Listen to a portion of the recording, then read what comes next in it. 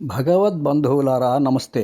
చిన్ని కృష్ణయ్య చేసే అల్లరి పనులు తమపై చూపే అనుగ్రహమని తెలుసుకోలేని గోపకాంతల నిందాపూర్వక విషయాలు విన్న యశోదమ్మ వారితో ఇలా అంటున్నది.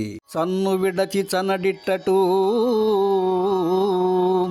ఎన్నడు పొరుగిళ్ళ త్రోవలెరుగడు,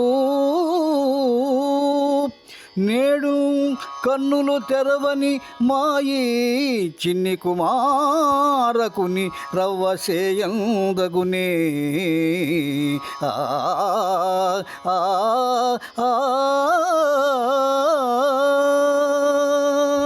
ఓ గోపకాంతలారా, ఈ నా చిన్ని కన్నయ్య నా ఒళ్ళో ఉండి పాలు త్రాగటం మాని ఎక్కడకు వెళ్ళలేదమ్మా. అసలు ఇల్లు తప్ప ఇరుగు పొరుగు ఇళ్లకు కూడా దారి తెలియదు. ఇప్పటికింకా కళ్ళు తెరవని ఈ చిన్నబాబుపై ఇంత పెద్ద నిందలు మోపడం తగునా మీకు? అన్యమెరుగడు తనయంత నాడుచుండు, మంచివాడి తడిగ్గులు మానరమ్మా. రామలారా త్రిలోకాభిరామలారా, తల్లులార గుణవతీమ తల్లులారా.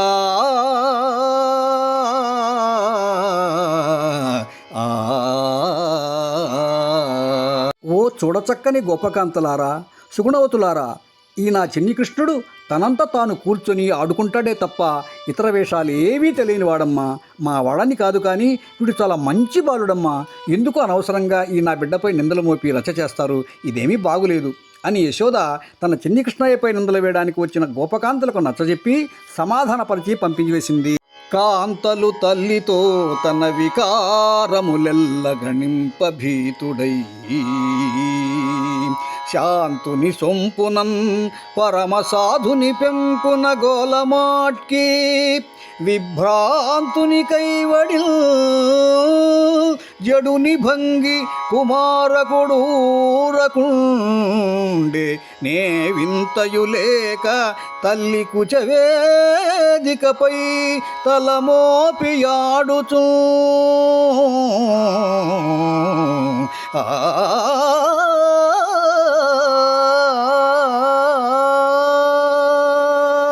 గోపకాంతలు తన అల్లరి పనులన్నీ తల్లితో చెప్పేసరికి భయపడి మన చిన్ని కృష్ణుడు ఏమీ తెలియని వాడిలా, అమాయకుడిలా, సాధువులా, సత్పురుషునిలా అమ్మ వక్షస్థలంపై తల మోపుకొని ఆడుకోసాగాడు. మిత్రులారా నమస్తే. దయచేసి పోస్ట్ను లైక్ చేయండి, షేర్ చేయండి, కామెంట్ చేయండి, ఛానల్ను సబ్స్క్రైబ్ చేసుకోండి.